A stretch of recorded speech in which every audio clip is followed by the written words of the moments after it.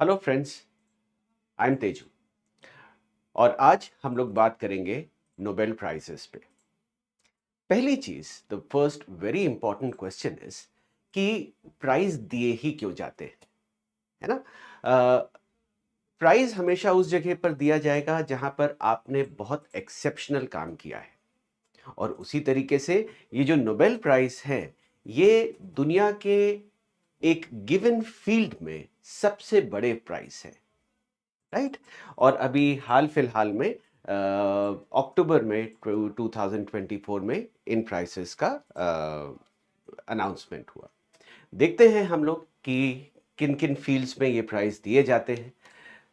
Medicine, physics, chemistry, literature, peace and economics. ध्यान रखना, ये 6 फील्ड्स हैं हमारे लिए।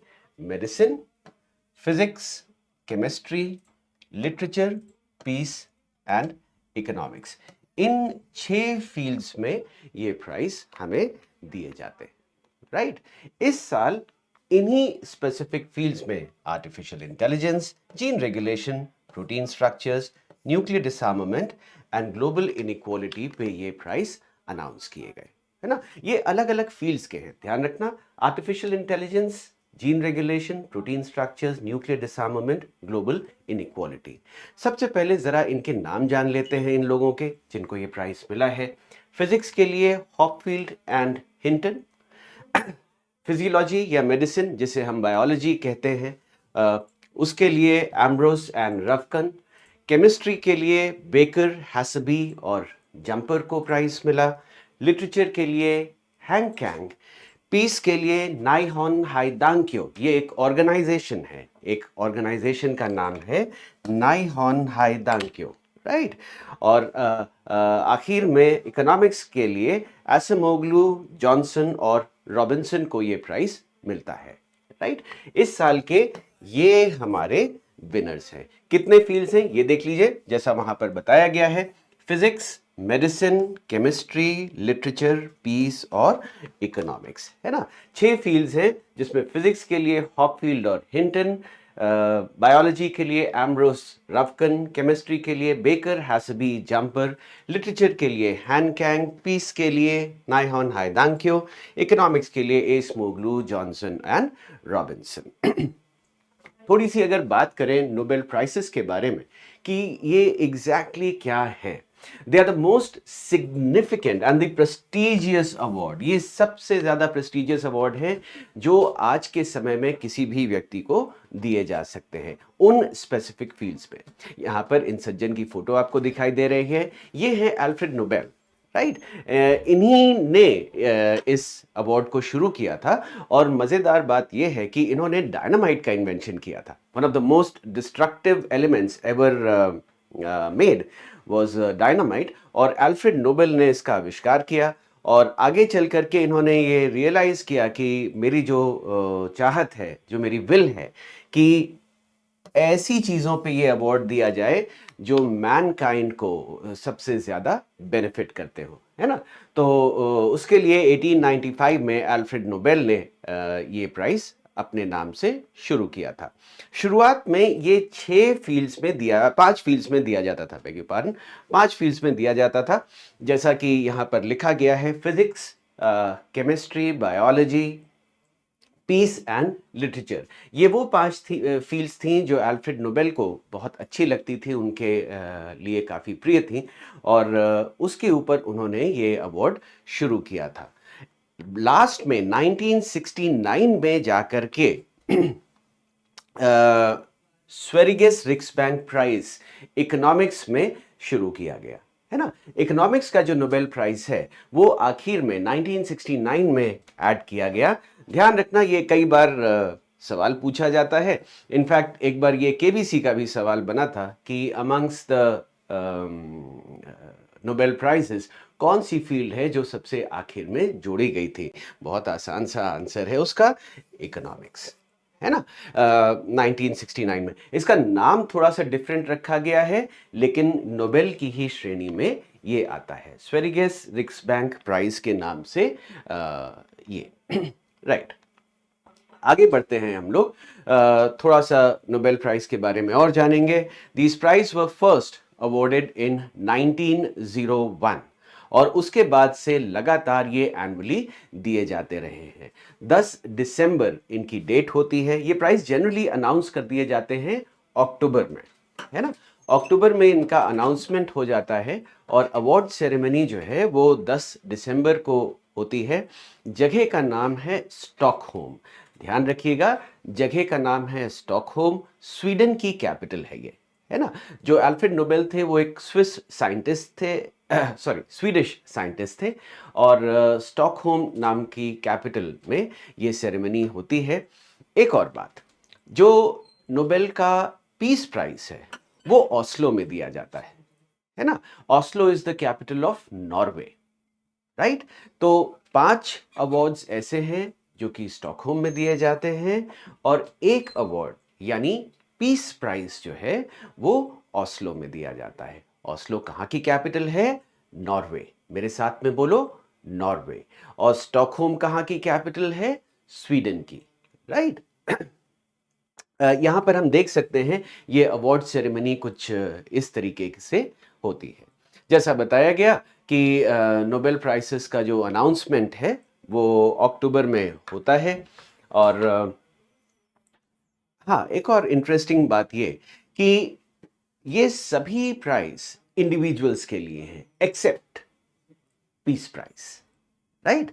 यानी कि इन 6 प्राइज में से 5 प्राइजेस ऐसे हैं जो कि केवल इंडिविजुअल्स को दिए जा सकते हैं। इंडिविजुअल्स यानी एक आदमी, जैसे मैं हूं, राइट।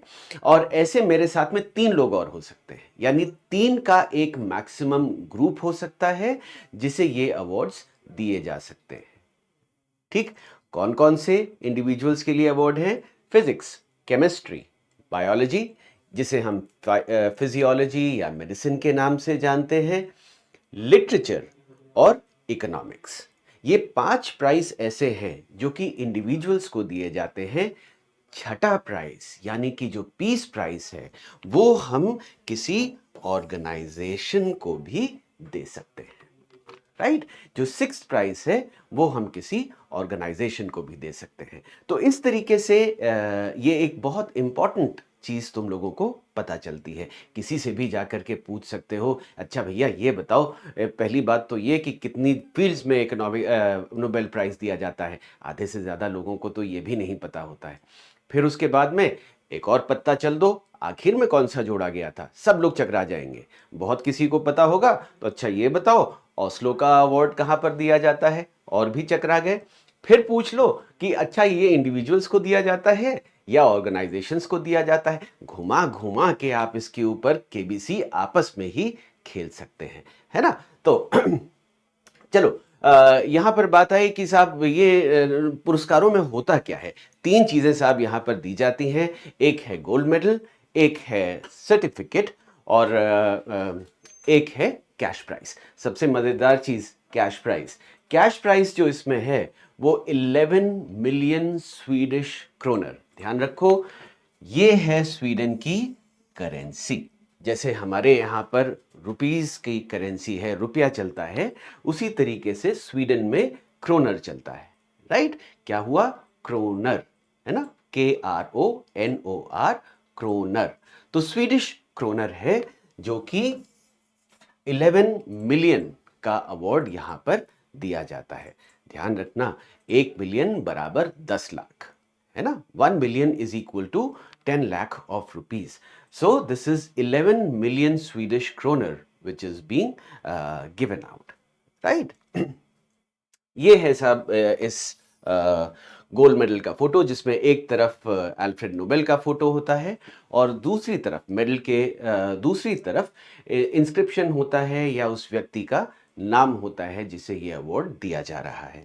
साथ ही एक डिप्लोमा या एक सर्टिफिकेट जिसके ऊपर इनके बारे में थोड़ी सी बात लिखी जाती है। एंड ये है इसकी कहानी। ओके, देखते हैं साहब अब की बार कौन कौन से नोबेल लॉरियट्स को हमने ये अवार्ड दिया। सबसे पहले फिजिक्स की बारी आती है, जिसमें हॉपफील्ड और हिंटन, हम लोगों ने नाम जाने ही थे, उनको ये अवार्ड मिलता है। किस फील्ड में? देखिए, उन्होंने काम किया कि फिजिक्स का एप्लीकेशन एआई यानी आर्टिफिशियल इंटेलिजेंस पर कैसे हो, है ना। Artificial intelligence, I am sure तुम सब लोगों ने सुना होगा। मैं रिपीट कर रहा हूं, आर्टिफिशियल इंटेलिजेंस, एआई के नाम से हम इसे जानते हैं, है ना। तो उन्होंने क्या किया कि स्टैटिस्टिकल फिजिक्स के जो कॉन्सेप्ट्स हैं उसे आर्टिफिशियल इंटेलिजेंस में किस तरीके से अप्लाई किया जाए, ये उन्होंने फिगर आउट किया था। ये आज की बात नहीं है, ऐसा नहीं कि ये पिछले साल ही उन्होंने किया था। लगातार सालों से इस चीज के ऊपर काम कर रहे थे, जिसके चलते एआई इतना डेवलप हो पाया, है ना। तो एक तरीके से कह सकते हो कि एआई के डेवलपमेंट में हॉपफील्ड और हिंटन का जो कंट्रीब्यूशन था, उसके लिए इन्हें ये नोबेल प्राइज मिला। थोड़ी सी बात हम लोग यहां पर जानते हैं कि साहब ये एआई होता क्या है ना। बहुत छोटी सी बात है। Artificial intelligence can mimic human intelligence. Mimic human intelligence का मतलब है कि जिस तरीके से मनुष्य, आदमी सोचता है, बिल्कुल उसी तरीके से मशीन्स सोचने लगे। ऐसी किसी सिस्टम को, ऐसे किसी प्रोसेस को हम लोग आर्टिफिशियल इंटेलिजेंस के नाम से जानते हैं। इसीलिए एक वर्ड और आया, machine learning. I am sure तुम लोगों ने ये चीज सुनी होगी, ये है मशीन लर्निंग। मशीन लर्निंग क्या है? मशीन को सिखाना, टू टीच अ मशीन कि how to perform the task on data. ये एआई का ही एक हिस्सा है। मैं थोड़ा सा ज्यादा बता रहा हूं जिससे तुम लोगों की जानकारी बढ़ जाए। एआई जो हम लोगों ने सुना था, वो सिंपल ह्यूमन बिहेवियर को मिमिक करना, यानी उसे कॉपी करना। और कॉपी किस तरीके से करेंगे? जब आप मशीन को सिखाएंगे। मशीन को कैसे सिखाते हैं? उसे डेटा सेट्स के थ्रू सिखाते हैं। एक और बात इसी में आती है न्यूरल नेटवर्क्स के नाम से। ध्यान रखो, बड़े बड़े नाम आ रहे हैं, है ना। तो न्यूरल नेटवर्क नाम की जो चीज है, जिस तरीके से हम लोगों का दिमाग है ना, उसमें ढेर सारे न्यूरॉन्स हैं और उसका एक बहुत बड़ा सा एक जाल है। बिल्कुल उसी तरीके से मशीन्स का ये न्यूरल नेटवर्क बनता है, जिसमें नोड्स होते हैं, राइट। तारों का एक बहुत बड़ा जंजाल, जिसमें कि हम मशीन्स को लर्निंग बाय एग्जाम्पल सिखाते हैं, यानी पैटर्न्स का आइडेंटिफिकेशन। ये बात पहले भी आई थी फिजिक्स में, जैसे उन्होंने अप्लाई किया था। ये पैटर्न क्या चीज है? अब तुम एग्जाम्पल देखो कि अगर अपने घर में आपके मम्मी पापा हैं, उनका एक तरीके का बिहेवियर है, आपके दोस्त हैं, उनका एक तरीके का बिहेवियर है। ये एक तरीके का बिहेवियर क्या चीज होती है? ये एक पैटर्न है, राइट। तो जब हम इन पैटर्न्स को आइडेंटिफाई करने लगते हैं, तो हम प्रिडिक्शंस कर पाते हैं कि इस स्थिति में अमित आलोक या XYZ किस तरीके से बिहेव करेगा। तो जैसे ही ये चीज क्लियर होती है कि इस व्यक्ति का ये बिहेवियर है, तो हम उस तरीके से बिहेव कर सकते हैं। एकदम इसी तरीके से ये पैटर्न्स का आइडेंटिफिकेशन। ये तो हुई ह्यूमन बिहेवियर की बात। अगर मान लो मुझे किसी इमेज को एनालाइज करना हो, है ना, किसी की शक्ल पहचाननी हो, तो शक्ल पहचानने के लिए हम लोग क्या करते हैं? किसी एक फोटोग्राफ से उसे मैच कराने की कोशिश करते हैं। फोटोग्राफ क्या है? एक पैटर्न है ना। अलग अलग अलग अलग चीजों का एक मिला जुला पैटर्न। तो मशीन को ये सिखाना कि इस पैटर्न की चीज को ऐसे डील किया जाता है ना, वो होता है काम न्यूरल नेटवर्क्स का, राइट। यहां पे कुछ कुछ एग्जाम्पल्स हैं जिनको तुम देख सकते हो। Self driving cars, voice assistant. अरे, सिरी और एलेक्सा को कोई कैसे भूल सकता है? एलेक्सा तुम सबने यूज भी किया होगा शायद। सिरी और एलेक्सा अगर नहीं यूज किया हो, कोई बात नहीं, आपके मम्मी पापा के फोन में ओके गूगल है। जैसे ही आप ओके गूगल करते हैं, वो फटाक से आपकी हेल्प करने लगता है। Voice assistant, that is a complete AI based tool, है ना। एआई का ये बहुत सही इस्तेमाल है। तो यहाँ पर इस तरीके एक और एग्जाम्पल जो मैंने यहाँ पर लिखा हुआ है, मेडिकल असिस्टेंट में एक्सरे को अगर मुझे एनालाइज करना है या किसी भी इमेज को अगर रिकग्नाइज करना है, एक और आजकल एक बात बहुत चली हुई है फेस रिकग्निशन की। आपका फ़ोन जो है वो पासवर्ड के तौर पे हमारा चेहरा इस्तेमाल करता है, तो चेहरे की एनालिसिस हो रही है ना, पैटर्न यूज़ कर रहा है। आप उसमें चश्मा लगा लेंगे तो भी वो आपकी शक्ल को पहचान लेगा।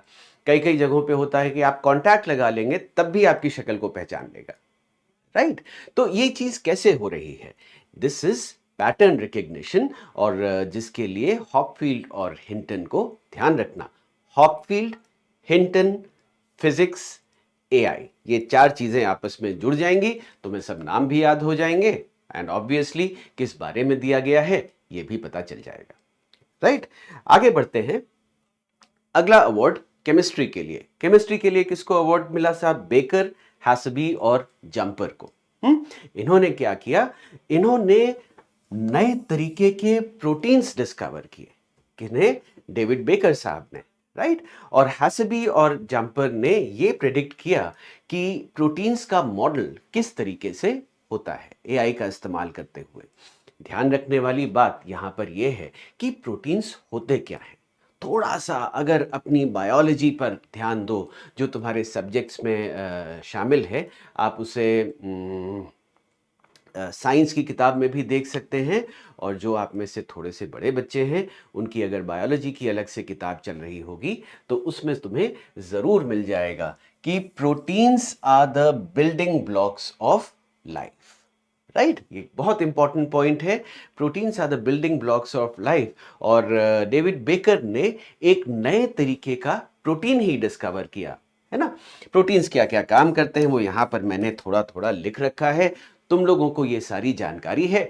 अगर थोड़ा सा देखना चाहो तो वीडियो यहीं पर मैं पॉज भी कर सकता हूं, या बाद में तुम लोग नोट डाउन कर लेना जब क्लासरूम में तुम लोगों को बताया जाएगा, है ना। Structural support, enzymes, hormones, transport, immune, proteins are the blocks जिसकी वजह से हम लोग यहाँ पर ऐसे खड़े हैं और ऐसे काम कर पाते हैं, राइट।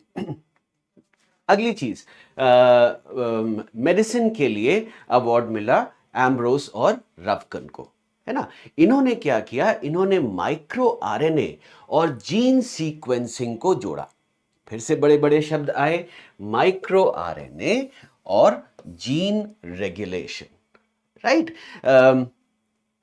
फिर से ये दोनों ही चीजें तुम लोगों की बायोलॉजी की किताब में जरूर मिल जाएंगी, है ना। जरा सा अगर देखोगे तो आपको अपनी किताब में ये बेसिक्स जरूर मिल जाएंगे, माइक्रो आरएनए और जीन रेगुलेशन, राइट। थोड़ा सा इनके बारे में जानते हैं कि क्या चीज होता है। Gene regulation ensures that right genes are turned on at the into the right cells, right. ये जीन्स क्या क्या बताने की कोशिश करी गई है, एक एग्जाम्पल से देखो। यहां पर मैंने थोड़ा सा लिखा हुआ है कि जब हम लोगों को ठंड लगती है तो हमारी बॉडी उसके लिए रिस्पॉन्ड करती है।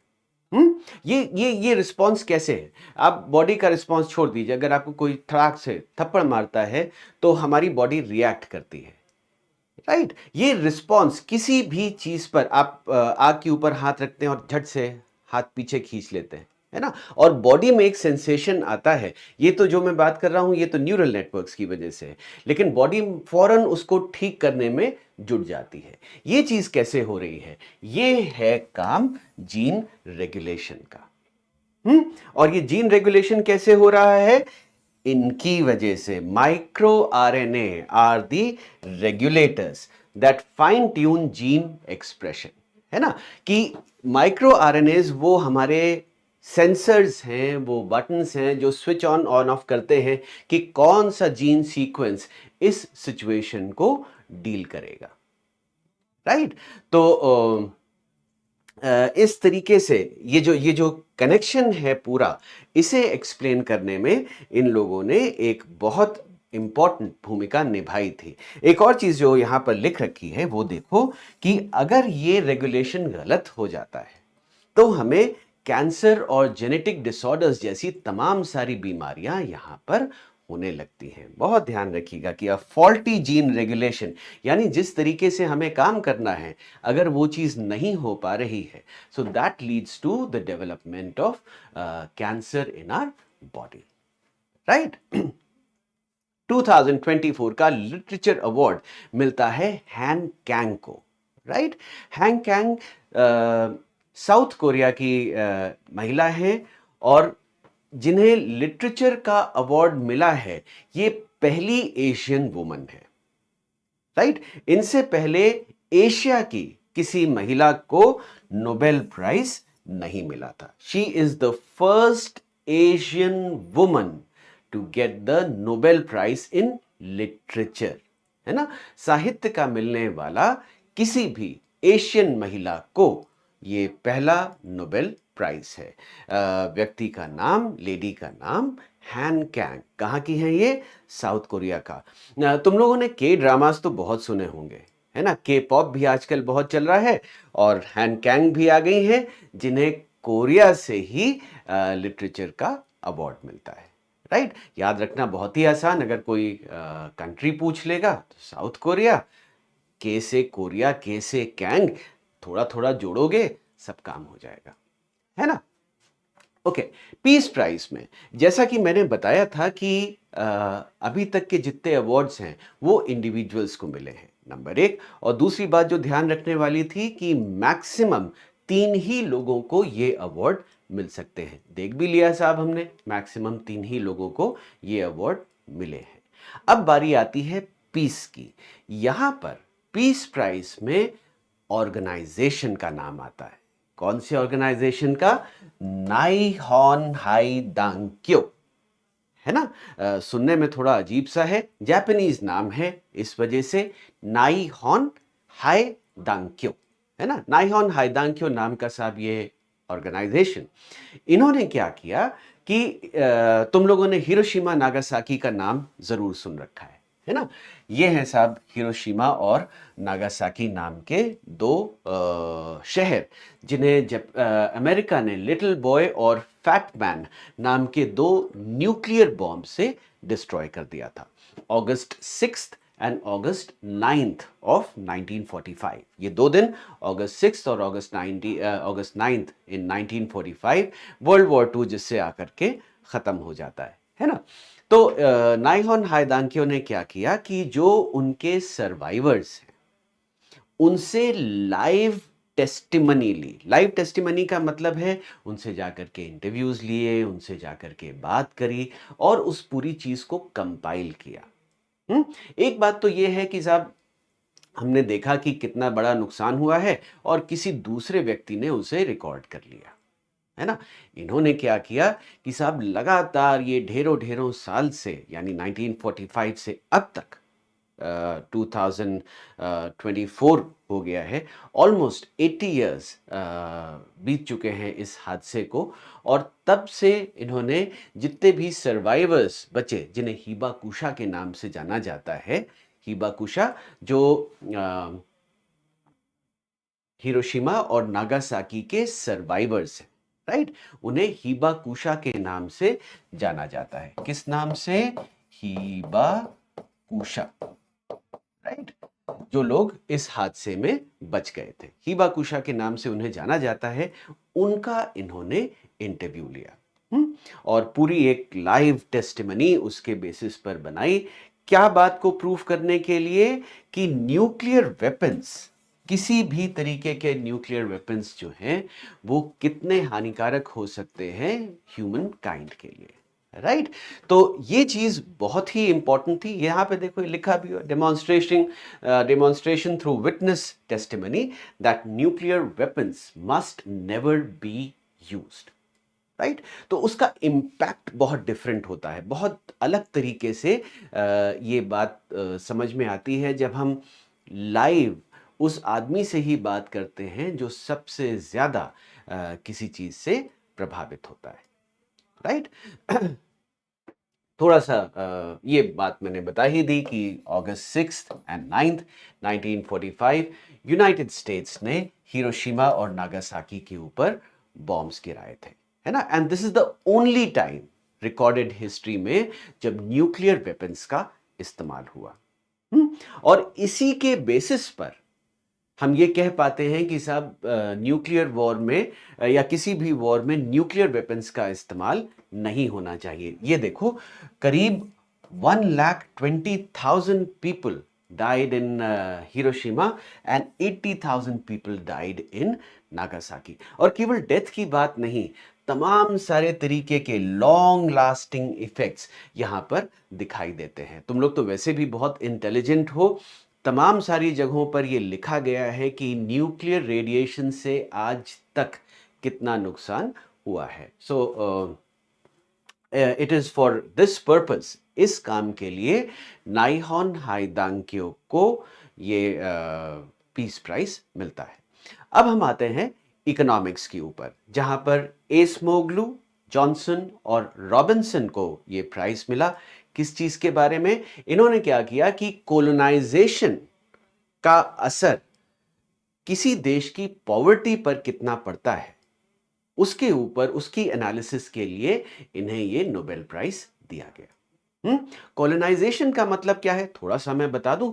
कोलोनाइजेशन, जिस तरीके से ब्रिटिशर्स ने हमारे देश के ऊपर राज किया, केवल हमारे ही देश के ऊपर नहीं, पूरे सब कॉन्टिनेंट के ऊपर, भारतीय उप महाद्वीप के ऊपर, plus towards the eastern Asia side, तो जिस तरीके से उन्होंने जगह जगह जा करके अपना साम्राज्य फैलाया, ऐसी किसी चीज को कॉलोनाइजेशन के नाम से जाना जाता है। ध्यान रखना, ये वर्ड बना है कॉलोनी से, है ना, और इसी के आगे अगर मैं कॉलोनाइजेशन लगा दूं तो ये बन गया कॉलोनाइजेशन, राइट। तो कॉलोनाइजेशन का असर किस चीज के ऊपर? ग्लोबल इनइक्वालिटी, यानी कौन सा देश कितना गरीब है और क्यों है, उसके रीजंस को इन्होंने थोड़ा सा समझने की कोशिश करी। इकोनॉमिक कारण जो निकल करके आते हैं, थोड़ी सी बात अगर एक्सप्लेन करी जाए तो एक्सट्रैक्शन ऑफ रिसोर्स, यानी कि जो पावरफुल है वो ये चाहेगा कि साहब हम उस कॉलोनी से जो भी रिसोर्सेज हैं, जो भी संसाधन हैं, जो भी मिनरल्स हैं, वेल्थ हैं, वो हम वहां से निकाल करके अपने यहां पर ले जाएं, राइट। तो ये हुआ एक्सट्रैक्शन ऑफ रिसोर्सेज। उन्होंने, यानी जो ब्रिटिशर्स थे, मैं सिर्फ ब्रिटिशर्स का एग्जाम्पल ले रहा हूं क्योंकि उससे बात हम लोगों को थोड़ी सी समझ में आ जाती है। इम्पोजिशन ऑफ इकोनॉमिक सिस्टम, यानी उन्होंने इस तरीके का इकोनॉमिक सिस्टम बनाया जिससे मैक्सिमम फायदा ब्रिटेन को हो और कॉलोनीज जो उनकी बने, यानी भारत, उसको कोई भी फायदा ना हो। तुम लोग अगर अपनी हिस्ट्री की बुक्स पढ़ोगे तो वहां पर ये चीज बहुत अच्छे से तुम्हें समझ में आ जाएगी, राइट। हिस्ट्री की किताबों में ये चीज, तुम सबके ग्रेड में ये चीज बहुत अच्छे से लिखी गई है ना। इतिहास में ये दर्ज है कि जब ये एग्जाम्पल के तौर पे आप देख सकते हैं, इन्हें प्राइस ओवरऑल स्टडी पर मिला है, जिसमें ब्रिटेन भी शामिल होगा, फ्रांस भी शामिल होगा, डेनमार्क भी शामिल होगा, राइट। लेकिन हम लोगों को समझने के लिए ये चीज हमारी हिस्ट्री की किताबों में बहुत आसानी से दिखाई दे जाती है, राइट। अच्छा, अभी तक हम लोगों ने बात करी जो इस साल के नोबेल लॉरिएट्स थे। इंडिया को अभी तक 9 प्राइजेस मिल चुके हैं, राइट। 1913 से लेकर के जब हमें पहली बार ये अवार्ड मिला था, तब से लेकर के आज तक 9 ऐसे इंडियंस हैं या इंडियन ओरिजिन के लोग हैं जिन्हें ये अवार्ड मिल चुका है। सबसे पहले थे रविन्द्रनाथ टैगोर साहब, है ना। Rabindranath Tagore was the first Indian to achieve this prestigious honour. किस फील्ड में था? लिटरेचर में, है ना। लिटरेचर में रविन्द्रनाथ टैगोर को ये प्राइज दिया गया था 1913। उनकी एक रचना है गीतांजलि के नाम से, उस गीतांजलि को ये अवार्ड मिला था। एक और बात बहुत इंटरेस्टिंग, रविन्द्रनाथ टैगोर ने 2 कंट्रीज का नेशनल एंथम लिखा है, 2 कंट्रीज का। एक तो इंडिया है और एक हमारा पड़ोसी है, पाकिस्तान नहीं, दूसरा वाला बांग्लादेश, राइट। बांग्लादेश और इंडिया, इन दोनों कंट्रीज के नेशनल एंथम रविन्द्रनाथ टैगोर ने लिखे हैं, right, he was the first Indian to receive this award. ये नाम तुम्हें बहुत अच्छे से पता होगा, डॉक्टर सीवी रमन, है ना। डॉक्टर सीवी रमन को फिजिक्स के लिए ये अवार्ड मिला था 1930 में। और आपकी फिजिक्स की किताबों में या साइंस की किताबों में ये रमन इफेक्ट की बात जरूर होती है ना। लाइट के रिफ्रैक्शन के ऊपर इन्होंने तमाम सारी बातें बताई थी, रमन इफेक्ट के नाम से इन्हें ये अवार्ड मिलता है। Then this lady, of course आप इन्हें जानते होंगे, ये हैं मदर टेरेसा, राइट, जिन्होंने गरीब लोगों के लिए स्पेशली लेप्रेसी यानी कुष्ठ रोग से प्रभावित जो लोग हैं उनके लिए इन्होंने बहुत काम किया, है ना। मिशनरी ऑफ चैरिटीज के नाम से एक ऑर्गेनाइजेशन इन्होंने सेटअप किया और मदर टेरेसा को 1979 में ये पीस प्राइज मिलता है। बहुत मजेदार चीज ये है कि she was not born in India, है ना, ये चेकोस्लोवाकिया नाम के एक देश से आती हैं और शुरू से ही इनका कोशिश थी वो लोगों के लिए काम करना, जिसमें आकर के इन्होंने भारत में गरीब लोगों के लिए काम किया और मिशनरीज ऑफ चैरिटी यहाँ पर स्टैब्लिश किया, राइट। इसके बाद में अमर्त्य सेन का नाम आता है। वेलफेयर इकोनॉमिक्स में इनका एक बहुत बड़ा दर्जा है। वेलफेयर इकोनॉमिक्स क्या फील्ड है कि जब हम इकोनॉमिक्स को लोगों की परेशानी बताने के लिए या समझाने के लिए इस्तेमाल करते हैं, है ना। तो इनका नाम अमर्त्य सेन, थोड़ा सा याद रखिएगा। Then comes Kailash Satyarthi, most of you would know him, आप में से बहुत सारे लोग इन्हें जानते होंगे। कैलाश सत्यार्थी, इनका एक ऑर्गेनाइजेशन है बचपन बचाओ आंदोलन, है ना। इन्होंने बच्चों के राइट्स के लिए बहुत सारा काम किया है, ये आज भी हैं और भारत में लगातार काम करते चले जा रहे हैं। कैलाश सत्यार्थी, इन्हें ये अवार्ड एक और छोटी बच्ची है, रिलेटिवली तुम लोगों की ही उम्र के बराबर होंगी, नहीं नहीं अब तो थोड़ी सी बड़ी हो गई हैं, मलाला यूसुफजई, राइट। मलाला के साथ में कैलाश सत्यार्थी को पीस प्राइज दिया गया था। ओके, अब बात करते हैं कुछ ऐसे लोगों की जो कि इंडियन तो हैं लेकिन इंडिया में नहीं रहे, राइट। वो 5 लोग के अलावा जो 4 लोग और हैं ये इंडियन तो हैं लेकिन इंडिया में नहीं रहे। इंडियन ओरिजिन के ये 4 लोग हैं जिनके बारे में थोड़ा सा जाने। हरगोविंद खुराना साहब, जिन्हें मेडिसिन के लिए 1968 में ये अवार्ड दिया गया। एस चंद्रशेखर, फिजिक्स के लिए इन्हें ये अवार्ड मिला। Then comes V Ramakrishna, chemistry के लिए इन्हें ये अवार्ड मिला। एंड लास्टली जो लेटेस्ट थे, अभिजीत बैनर्जी साहब, है ना, अभिजीत बैनर्जी, जिन्हें इकोनॉमिक्स के लिए ये अवार्ड दिया गया, राइट। तो कुछ इस तरीके से ये 9 इंडियंस हैं जिन्हें ये अवार्ड दिया। ओके, आखिर में बस कि ये अवार्ड इंपॉर्टेंट क्यों है, what is the significance of the Nobel prize. एक बार बस क्विकली रिवाइज कर लें, ये 6 फील्ड्स हैं साहब हमारे पास, literature, physics, chemistry, physiology, peace and economics, right. सबसे पहले रिकग्निशन ऑफ एक्सीलेंस। जब भी हम किसी को कोई भी इनाम प्राइज देते हैं तो हम उसके कंट्रीब्यूशन को अप्रिसिएट करते हैं। जब हम उसके कंट्रीब्यूशन को अप्रिशिएट करते हैं तो आने वाली जनरेशन्स को हम इंस्पायर करते हैं। वे बिल्कुल उस तरीके से है कि अगर तुम लोगों की क्लास में कोई बच्चा फर्स्ट आता है, नंबर 1, उससे थोड़ा सा कंपटीशन होता है और दूसरी बात, हम कोशिश करते हैं कि हम फर्स्ट आ जाएं। या हमारे घर में कोई हमसे बड़ा है, हमारा बड़ा भाई या हमारे फादर या कोई भी और जने जिन्होंने खूब अच्छे अच्छे एग्जाम्स क्रैक कर रखे हैं, खूब अच्छे से नौकरी उन्हें मिल रखी है, तो हमारी भी कोशिश रहती है वो हम लोगों के लिए एक इंस्पिरेशन की तरीके से काम करते हैं। इससे एक और चीज होती है, क्योंकि ये साइंस की दुनिया है और कई सारे लोगों को मिल सकता है, तो इंटरनेशनल कोऑपरेशन बढ़ता है। यानी कि कई सारे लोग अलग अलग देशों के एक साथ मिलकर के किसी भी एक प्रोजेक्ट पर काम कर सकते हैं, है ना। और इन सब का जो सबसे बड़ा असर है वो है एडवांसमेंट ऑफ ह्यूमन नॉलेज, है ना? जो सबसे बड़ा असर है वो ये कि इससे मानवता का भला होता है, राइट? तो ये था आज का हम लोगों का क्लास, जिसमें हम लोगों ने नोबेल प्राइज के बारे में बात करी।